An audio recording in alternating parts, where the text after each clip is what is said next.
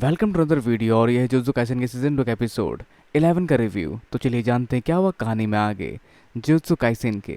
तो अब तक की कहानी में इतादोरी सब कुछ एक्सप्लेन कर चुका होता है इन लोगों को, जहाँ अलग अलग टीम बढ़ती है, जहाँ ननामी बाहर जाते हैं इस वेल से और इन तीनों को अंदर बने एक और वेल के अंदर जाने की कोशिश करने के लिए कहते हैं, जिनको उन्हें ब्रेक करना है। जैसा करने के लिए इतादोरी एक जोर का मुक्का मारता है इसके ऊपर, लेकिन उसके मुक्के की लहर से ज़्यादा कुछ नहीं होता इसको। पर इतादोरी की स्ट्रेंथ को वो दूसरा शख्स पहचान पाता है, जो काफ़ी कमाल है। तो इस वेल को हटाने के लिए इन्हें इस वेल का वीक पॉइंट ढूंढना पड़ेगा और अंदर इन्वेड करना पड़ेगा, क्योंकि वेल के नेचर के हिसाब से ये खुद को प्रोटेक्ट करने के लिए बनी होती है, जो एक बैरियर टाइप होता है जिसके अंदर होता है इसका यूज़र। पर इतादोरी के एक्सपीरियंस के हिसाब से लास्ट टाइम वेल का यूज़र वेल से बाहर था, जिससे ये लोग समझ पाते हैं कि इस वेल का यूज़र भी कहीं आसपास ही होगा, जो छुप छुप के इस वेल को एक्टिव रख रहा होगा बाहर से, ताकि ये वेल और स्ट्रांग बन सके। तो वो कहाँ हो सकता है? जो पोजीशन होती है इनके पीछे की तरफ उस बड़ी सी बिल्डिंग के ऊपर, जिस पर होता है उन तीन लोगों का ग्रुप, जो सोचते हैं कि क्या सोर्सर पता लगा पाएंगे कि हमने वेल यहाँ लगाई है, या फिर उन्हें कभी पता ही नहीं चलेगा। पर अगर उन्होंने पता लगा भी लिया तो नीचे ट्रांसफिगर्ड ह्यूमंस की फौज पड़ी हुई है, वो उनका सामना कैसे करेंगे, जिन्हें ऊपर तक पहुंचने में काफ़ी समय लगेगा। पर फुशिगेरो के शिकिगामी के इस्तेमाल से वो सारे ट्रांसफिगर्ड ह्यूमन को अवॉइड करते हुए डायरेक्ट पहुंच जाते हैं ऊपर और इस्तेमाल करते हैं वायर्स का उन तीनों को पकड़ने के लिए। जहाँ ये तीनों एनट्रस्टेड बैरियर के बारे में जानते हैं, जहाँ इस बैरियर को लगाने के लिए ये टूल इस्तेमाल किया जाता है। जहाँ ये तीन लोग हैं जिन्होंने अपने कर्ज एनर्जी से इस बैरियर को लगाया होगा, तो बाकी के वो दो टूल कहाँ हैं? जहाँ पे इस पहले टूल को निकाल देता है ये शख्स, जिसके बावजूद वो वेल नीचे नहीं होती, तो बाकी के वो दो टूल्स उन मुच्छड़ अंकल के पास होती है, जिसको लपेट के वायर में तादोरी नीचे की तरफ बढ़ता है और फिशगिरो से कहता है न्यू से उस रस्सी को छोड़ने के लिए, जहाँ वो अंकल को बांध कर खुद बचकर नीचे गिरा देता है। तो अब आगे इनो सामना करता है इस पोते और उसकी दादी का, जो काफ़ी हद तक पोटेंशियल रखता है एक फर्स्ट ग्रेड के सोर्सर बनने का।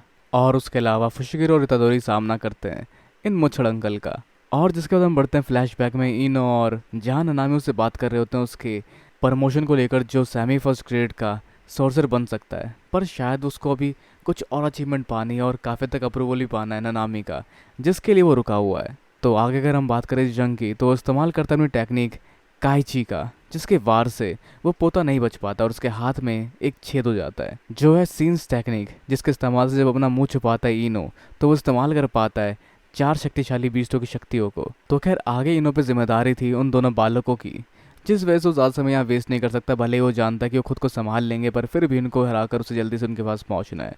तो जिसके साथ अगले वार के लिए तैयार होता है इनो और अपनी शक्तियों में पानी जोड़कर तैरता हुआ सा आगे बढ़ता है, जिसके पावर ऑलमोस्ट ओवरपावर कर देते हैं उसके अपोनेंट को। इस सब के अलावा अगर हम बात करें इतादोरी और फुशिगिरो की लड़ाई की, तो दोनों काफ़ी अच्छा कर रहे हैं, अपने इम्प्रेसिव वार इस्तेमाल कर रहे हैं, लेकिन उसके बावजूद इस अंकल को कुछ भी नहीं हो रहा उनके वारों से। उनको एक खरोच तक नहीं आ रही उनके वारों से, उल्टा उसके वार जख्मी कर देते इतादोरी को, पर तभी उसको बचाता है फुशिगिरो। खैर जिसमें अच्छी बात यह थी कि वो सिर्फ एक खरोच दे पाता है इतादोरी को, पर तभी वो आगे तैयार होता है इन सबसे भिड़ने के लिए और मारने के लिए, क्योंकि उसकी शक्ति के आगे दोनों नहीं टिक पा रहे। और सच भी है, उन दोनों के तगड़े तगड़े वार, जो कि स्पेशल ग्रेड के कर्ज को भी चोट पहुंचा सकते हैं, उससे उसे एक खरोच तक नहीं आती।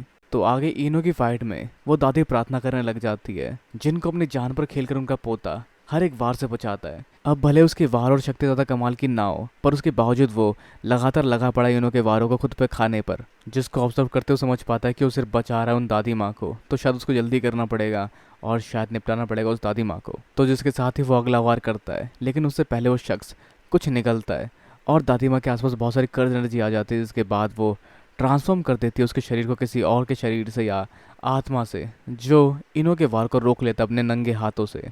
और ये होता है फुशिगिरो के पापा की बॉडी या आत्मा, जेन क्लैन के जेनिन टोची या फिर टोची फुशिगिरो। तो क्या ये दादी आत्माओं को स्विच करती है, या इसके पीछे कुछ और झोल है? और जो उसने निगला था, क्या वो किसी तरह से संबंध रखता है टोजी से?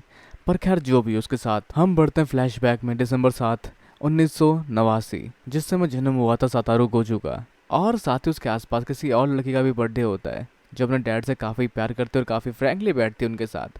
पर यह एहसास चोकमी डैडी वाला नहीं था, क्योंकि वो अपने वारों से खुद अपने डैडी को मार देती है, क्योंकि वो उसकी बेटी होती ही नहीं, वो होती है बुढ़िया, जो खुद को ट्रांसफॉर्म कर लेते इसकी बेटी में। और इसकी बेटी कहाँ गई? उसने उसको मार दिया, क्योंकि इसे ट्रांसफॉर्म होने के लिए किसी की लाश की ज़रूरत थी। पर एक बात पक्की है, ये दादी माँ से स्कूल ड्रेस में बिल्कुल भी अच्छी नहीं लग रही। पर खैर ये लोग शायद तो सुपारी किलर, जहाँ पे एक शख्स को ये अंकल मारता है जिससे वो जवान हुआ करते थे, और उसके चीथड़े उड़ाना शुरू कर देते हैं ताकि वो समझ सके इंसानी शरीर को और अगले बार अपने वारों को और एफिशिएंटली कर सके। मतलब काफ़ी हद तक ये अपना होमवर्क कर रहे हैं। तो इस समय तक ये आज़ाद थे कुछ भी कर पाने के लिए, कोई उन्हें रोकने वाला नहीं था। कर्ज यूज़र कुछ भी कर पाते, कर्ज को रोक पाते या फिर मज़े कर पाते काफ़ी हद तक, क्योंकि कर्ज यूज़र उस समय आज़ादी भरी ज़िंदगी जिया करते थे जैसे मर्जी वो चाहे। पर आगे उनसे बात होती है सातारू की, जो गोजू क्लैन में पैदा हुआ है अपने 6 आइज़ के साथ, जो खैर एक कंडीशन या टेक्निक है, पावर है जो उसको मिली है उसकी आंखों में, जिसकी मौत के लिए इन्हें मिल सकता है 100 मिलियन येन। पर शर्त लागू है, मतलब जिसको पहले मिलेगा वो मार देगा और जो मार देगा वो जीत जाएगा सारे पैसे इनाम के तौर पर। तो आगे ये लोग छोटे सतारू पर नजर रखना शुरू कर देते हैं और उसे करते हैं स्टॉक। पर वो इनको महसूस करके रुक जाता है वहीं पर और सब कुछ भाप लेता है, जिससे इनकी रूह तक कांप जाती है और अगले पल वो मुड़ कर नहीं देखता है। तो गोजू के आने के बाद से कर्ज स्पिरिट की शक्तियाँ भी बढ़ती दिखाई दे रही है, जिसका कारण ये लोग समझ पाए गोजू है, क्योंकि जब भी कोई नई बाउंड्री या रिकॉर्ड बनाता है उसके बाद उसका अगला रिकॉर्ड जल्दी आने वाला होता है। बिल्कुल ऐसा ही हुआ जब गोजू ने कर्ज एनर्जी की दुनिया को डिस्टर्ब किया, जिससे दुनिया का बैलेंस काफ़ी हद तक बदल गया और ये तीनों मतलब दोनों उसके बाद ज़्यादा आज़ाद महसूस नहीं कर पाते और अब शायद इन्हें मिल चुकी है इनकी आज़ादी। तो आगे फुशिगुरो गोजू के बारे में कुछ झूठ कहता है इसको, जहाँ वो कहता है कि मैं जानता हूँ तुम मजाक मत करो, मैं जानता हूँ गोजू सील हो चुका है। तो मतलब इसकी शक्ति इनविंसिबल बिल्कुल नहीं है, ये काफ़ी तक डरता है गोजू से, जिसके वजह से उसके सामने इसने वार नहीं किया और ना इनका कभी मुकाबला किया सामने से खुद आकर। तो ये अंकल इतादोरी के अनाउंसमेंट सुनकर समझ पाए कि गोजू सील हो चुका है और अब ये आज़ाद है कुछ भी कर पाने के लिए, जिससे फुशिगुरो भी जान पाए कि ये बंदा गोजू से डरता है और उनका सामना नहीं कर सकता, जिसका मतलब इसकी शक्तियाँ इनविंसिबल तो बिल्कुल नहीं है। पर आगे कोई ट्रिक लेकर आता है फुशिगुरो सामने और बहुत सारे खरगोशों का शिकिगामी बनाकर उनसे वार करता है इसके ऊपर। तो आगे इनो सामना कर रहा है अब टोजी का, जो अपने समय में खतरनाक और पावरफुल हेवनली पैक्ट का मालिक था, जहाँ काफ़ी मजा आएगा इसकी और इतादोरी की स्ट्रेंथ को आपस में टकराते देखकर या फिर फादर सन रियूनियन को देखने में, जहाँ उसके पापा पहचान पाएंगे कि ये है मेगुमी, पर वो शायद ना पहचान पाए कि ये है मेरे डैड। तो जहाँ अगले पल इनो को पिटना पड़ता है हेवनली पैक्ट धारन टोजी से।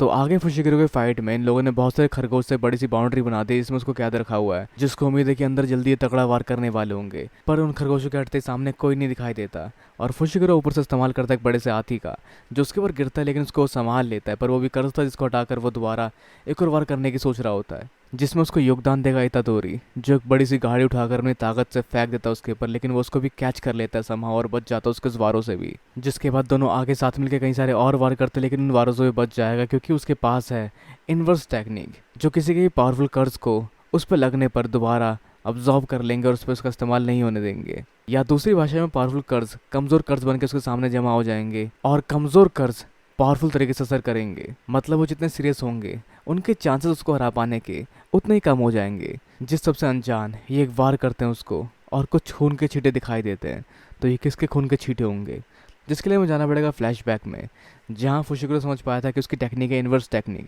क्योंकि एक ऐसी टेक्निक जिससे कोई भी असर नहीं होता उससे उसको असर हुआ। मतलब उसे कमज़ोर वार ज़रूर लग सकते हैं पर एक लिमिट तक कमज़ोर बार उस पर कोई असर नहीं करेंगे, पर एक लिमिट के ऊपर के कमज़ोर बार जो हम लोग कम सीरियस होकर उस पर इस्तेमाल करेंगे उससे उसके ऊपर असर ज़रूर देखा जाएगा। जिस सबको कैलकुलेट करते हुए वो लोग पावरफुल वार करते हैं उसके ऊपर उसको कंफ्यूज करने के लिए, पर एट द एंड ऑफ इस सब वारों के वो एक पावरफुल वार नहीं करते, वो नॉन सीरियस हल्के फुल्के वार करते हैं जिसका असर होता है उसके ऊपर। पर वो फिर भी हार मानने को तैयार नहीं है, जो अपने अगले वार से आगे बढ़ रहा होता है, जिसकी तरफ बढ़ता है ततोरी अपने कर्ज एनर्जी के साथ, और साथ में दोनों के वार से करीब पहुंच ही रहे होते हैं कि उस अगले पल ही इतादोरी अपने वारों को उसके मुंह के पास ले जाकर इस्तेमाल नहीं करता, अंडू कर देता है। पर उसका एक हैवी इम्पैक्ट होता है उसको, जो उसके रियल वार की तरह ही काम करते हैं, जहाँ उसके वार लगने के बाद असर डालते हैं। तो उसने लगने से पहले ही रोक लिया, जहाँ उसने लगने के बाद वाले असर को इन्वर्स करके यहाँ पे इस्तेमाल किया। तो इन दोनों छोरों ने यहाँ कमाल कर दिया है। तो देखते हैं क्या होता है आगे, क्या ये ज्वाइन करेंगे लड़ाई जो टोजी के अगेंस्ट है, और क्या हम अगले एपिसोड में टोजी की लड़ाई देख भी पाएंगे। तो मे भी इसका जवाब होगा नहीं, क्योंकि अगर हम बात करें इसके प्रीव्यू के एक्सरे की तो हम देख पा रहे हैं कोकिसाकी को, जिसको काफ़ी मुश्किल हो रही है उस चाकू वाले बंदे से लड़ने में। तो ये चाकू वाला बंदा यहाँ कैर डालने वाला है और उसके अगेंस्ट और भी लोग देखे जाएंगे अपने अपने कमाल की शक्ति को इस्तेमाल करते हुए, और लास्ट में ननामी वहाँ पहुँच जाएंगे और शायद किसी और एंगल में फाइट के हम देख पाएंगे ननामी को, या फिर वो ज्वाइन करेंगे कोकिसाकी और उनके साथ की लड़ाई को, या वो बदला लेंगे उस शख्स से उनके साथी को मारने का, जो चश्मे वाला शख्स था उसका। तो खैर जो भी होगा वो बताएगा मैं आगे नए एपिसोड। और वैसे अब आपके सोचते हैं आगे नए एपिसोड के बारे में और मेरे रिव्यू के बारे में, तो अपने विचार नीचे कमेंट बॉक्स में बताना बिल्कुल ना भूलें। इस वीडियो को लाइक शेयर और चैनल को सब्सक्राइब करना भी बिल्कुल ना भूलें। तो अगली मिलते हैं अगली वीडियो में। Sayonara and have a nice day.